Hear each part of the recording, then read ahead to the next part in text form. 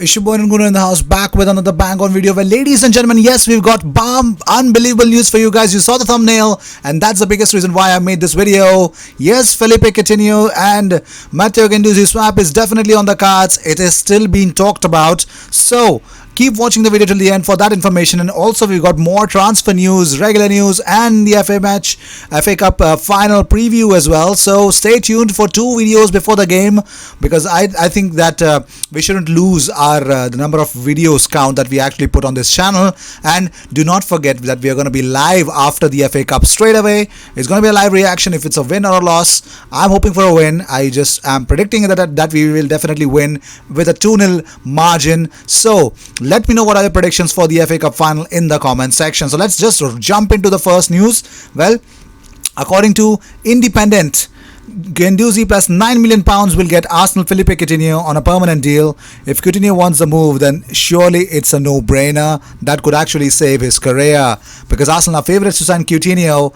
And also there's one more publication, Standard Sport, which understands that Barcelona would be willing to pay half his salary, although the Gunners would be charged a loan fee of around 10 million euros for the Brazilian. So you can understand 10 million euros for a loan deal, or probably 9 million euros, 9 million pounds plus Guendouzi would fetch Felipe Coutinho. But if it's a loan deal, what would be the problem? Because Coutinho's annual wages are around 13.7 million euros, which are prohibitive for Arsenal, and the Standard Sport understands that Barcelona would be willing to pay half his salary, although the Gunners would be charged a loan fee of around 10 million euros for the Brazilian, because Barcelona had hoped to sell Coutinho this summer for a fee in the region of 80 million euros, but the financial effects of the coronavirus crisis make that almost impossible for any club to come straight away and buy him off. And also, Arsenal are willing to offer Guendouzi in a player plus cash deal to secure a permanent transfer, but Barcelona are not interested in the French midfielder and are in no hurry to sell. Therefore, another loan for the Brazilian is more likely at this stage. So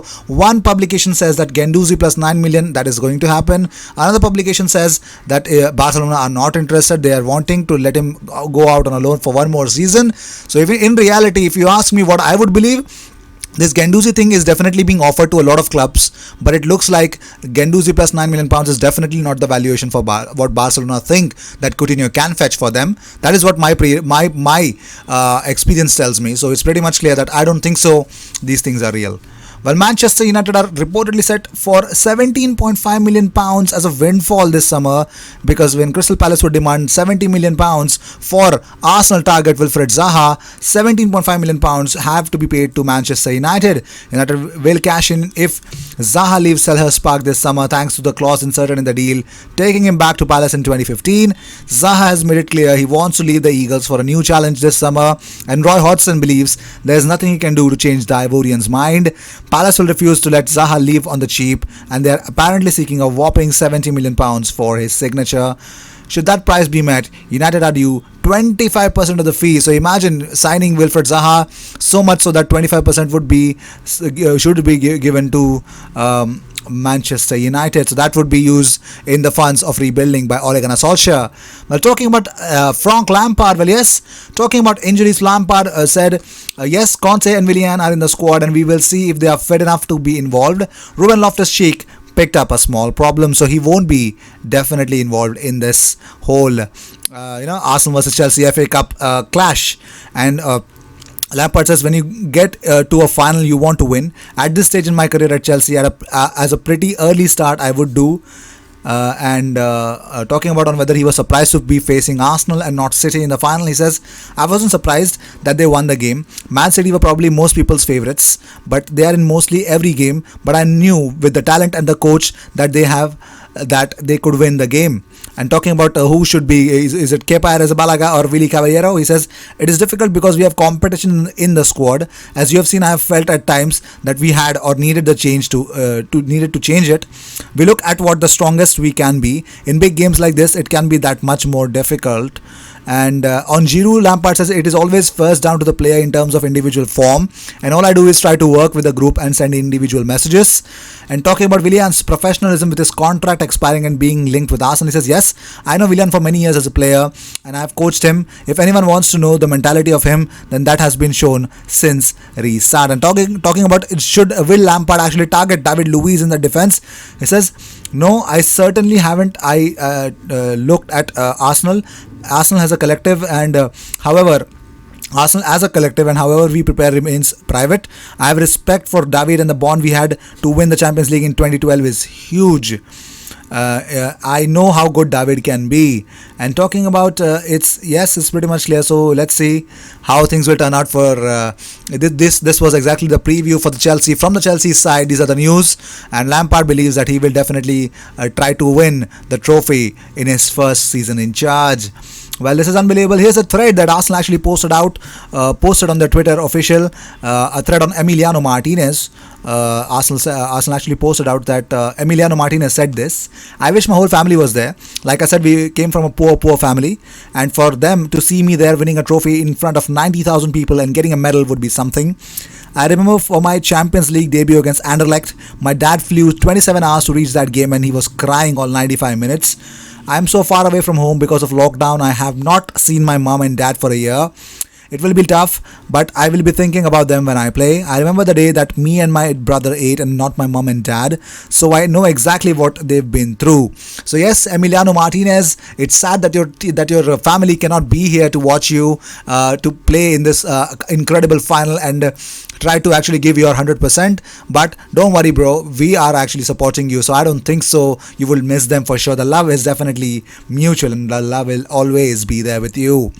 Real Betis will try a last minute attempt to get Dani Ceballos from Real Madrid. Well, Arsenal are favourites to take him on loan, and that is unbelievable. Well, Mesut Ozil has been in Turkey in the last few days, and Matteo Guendouzi's situation hasn't changed at all. He hasn't trained both out of the FA Cup final, according to Chris Wheatley. And Matteo Guendouzi also hasn't been training, and unsurprisingly won't be involved in today's game as well. And Arsenal looking to sell the Frenchman this summer, as others have previously reported. So Chris Wheatley has already tweeted this out. So here's the reality.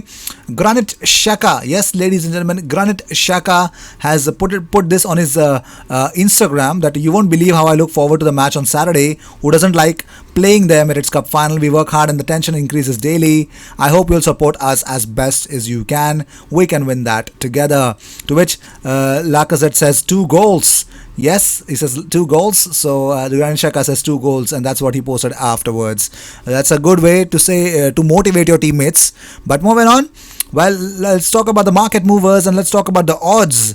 Well, Felipe Coutinho has been backed in to join Arsenal by the bookies. On 16th of July, it was 6-1. On 18th, it turned into 4-1. 27th July, it became 11/4, and now 31st July, it is 5/6. So you can understand, even bookies believe that Felipe Coutinho to Arsenal is definitely happening. James Benge tweets out, as first reported by Chris Wheatley, Mesut Ozil has been in Turkey in recent days. I'm told he had Arsenal's permission to travel. Let's see, it could be certain issues. Who knows? The player has a lot of issues, since I think his partner was having a lot of issues as well. So I think it is just that he wants his family to get well settled in Turkey. So I think he should actually think about that. And moving on, well, here's a sad news for you guys, because Arsenal are demanding at least £8 million for Brentford target Folarin Balogun. Folarin Balogun is not trying to, he's not signing a new contract, and he's actually become a contract rebel. And most importantly, he's actually doing that because he wants to get assured first team action.